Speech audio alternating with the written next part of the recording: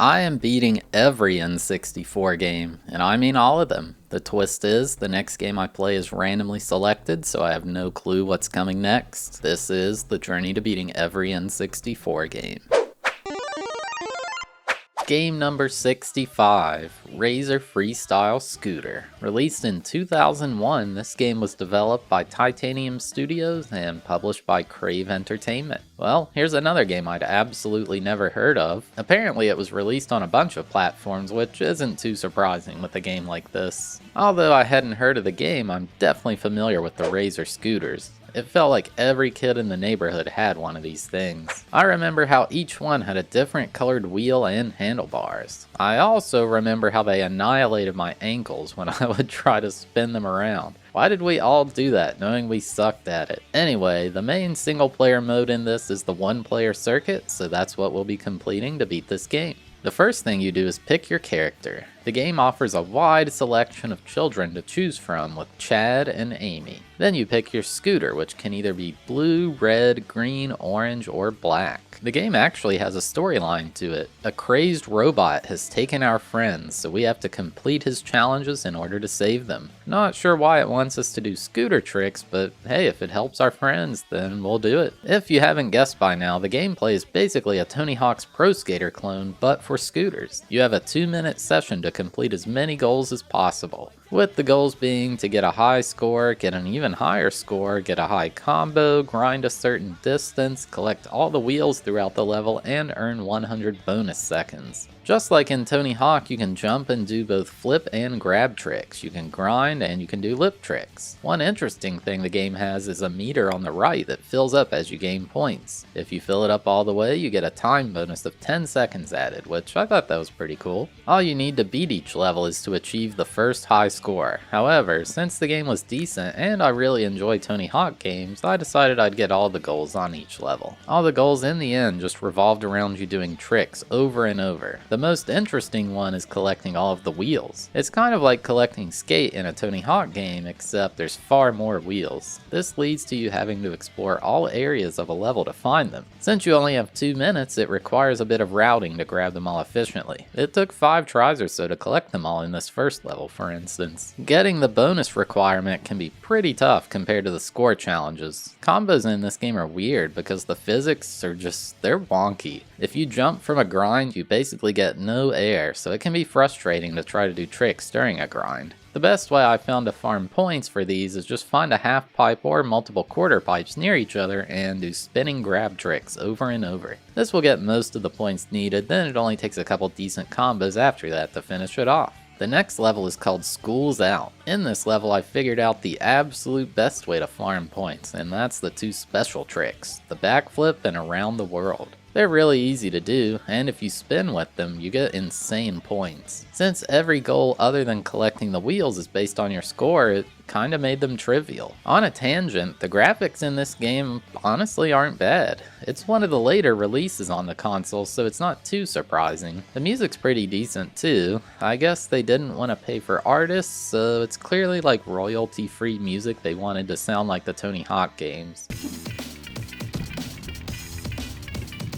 Someone in my chat said it best, saying that it sounds like Primus and Rage Against the Machine collabed on elevator music. Which, yeah, that's a good description. Getting all the wheels in this one was it was tough. The physics just aren't that great, especially with changing the direction you're going. So like, there was this part where you had to jump back and forth between 2 rails, and it's so much harder than it looks. Then there were 3 wheels at the top of a high ledge next to a bowl. It was really tough to aim where you end up when you jump that high. There was this cool thing where you had to knock over a lifeguard chair and then grind off it later. I liked how they changed the environment there, but it's not something they really revisited. The line ends jumping over a big line of school buses. It took nearly half an hour to knock this one out. Then the third level is the clock tower. These kids are just getting more and more dangerous. Riding around outside school is one thing, but riding on the roofs of tall towers, that's just too much. As I was doing vert tricks to rack up points for the score goals, I got notified that I unlocked a new level, Sky Fortress 1, then later Sky Fortress 3. It turns out you unlock a new level for each individual goal in this level, unlike the previous ones where every goal except the base high score seemed pointless. Collecting all the wheels here ended up being easier than the last level.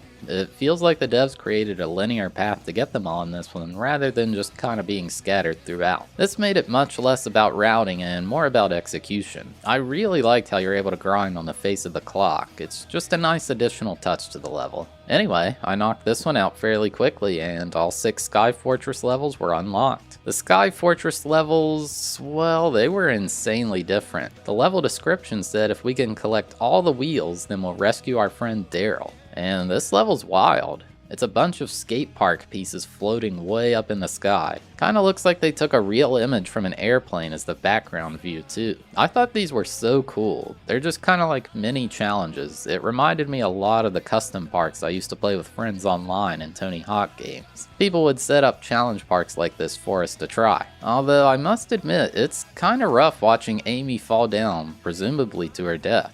Rip Amy. When you collect them all, it says you've rescued Daryl and foiled the evil robot Norton's plans, for now. In Sky Fortress 2, we've got to do the same thing, except now we want to save Hector. Sky Fortress 2 is the same design as Sky Fortress 1, except now the two ends of it have single-use platforms, making it harder to get to them. So I saved Hector, then Brittany was in trouble in Sky Fortress 3. Aw man. This one was actually a different level rather than just the same one, but harder. The hardest part was grinding this rail that spanned over the center of the map. I'm telling you, it's really hard to know where you're going to end up on these high jumps in this game. So yeah, Sky Fortress 4, you're probably expecting some random friend to need to be saved, right? Nah, and the biggest twist of this entire challenge, we need to rescue professional MMA fighter Tito Ortiz. Like, this is the most random thing ever. I don't even think he was that well known back then, or I honestly don't know. I don't really watch MMA. But I just have to wonder, how did this partnership come to be a thing? Surely they paid him to use his name, right? Or maybe he wanted to get his name out there and agreed to be in a cheesy Razor Scooter video game. Either way, the level we play to rescue him is pretty fun. It's just, I still can't get over this. Sky Fortress 5 has us rescuing Chippy. Guess they only had the budget for one celebrity in distress. It randomly goes back to that original level design again, except now the entire connection to the edges uses single-use platforms, so there's no way back across once you've rolled over them all. I saved Chippy pretty easy, and it turns out he's actually a stuffed monkey toy. Then it was time for the final level, Sky Fortress 6. This time I had to rescue Tiki Man. This one was the hardest Sky Fortress of them all in my opinion. It was very long and narrow, kind of like that one level in Halo 3, but it had 2 high rails to grind on, which they're just so annoying to deal with. Plus, if you fall, you go all the way back to the start of the level. It can be pretty easy to time out on this one. So I saved Tiki Man, who's someone wearing like a tribal mask, I guess, and then we send Norton into a shrink ray, which we found somewhere. I don't know. He thanks us and says being big made him go crazy. Then it just kind of cuts back to the main menu randomly.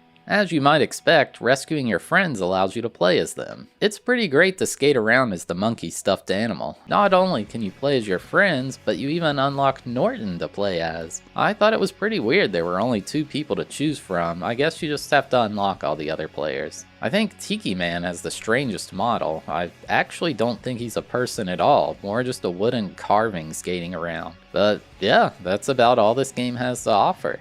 Game complete. So yeah, there you have it, my journey to beating Razor Freestyle Scooter. Going into this, I was expecting some awful shovelware, and yeah, some people might think that that's what this is. I thought it was just kind of okay, you know, it wasn't bad. The physics were very poor compared to something like Tony Hawk, but the game had its charm. I really liked the way they did the collecting the wheels goal, although the others were kind of boring. The Sky Fortress levels were a lot of fun, the graphics were fantastic for the N64, and I appreciated all the additional characters to unlock. This one, it's kind of okay. I gave it a 5 out of 10 for enjoyability and a 3.5 out of 10 for difficulty. Hey, thanks for watching the video. Have a sneak peek at the next game.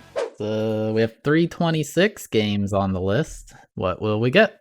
3, 2, 1, go. 214. What's that? We are playing the next Nushi Suri game.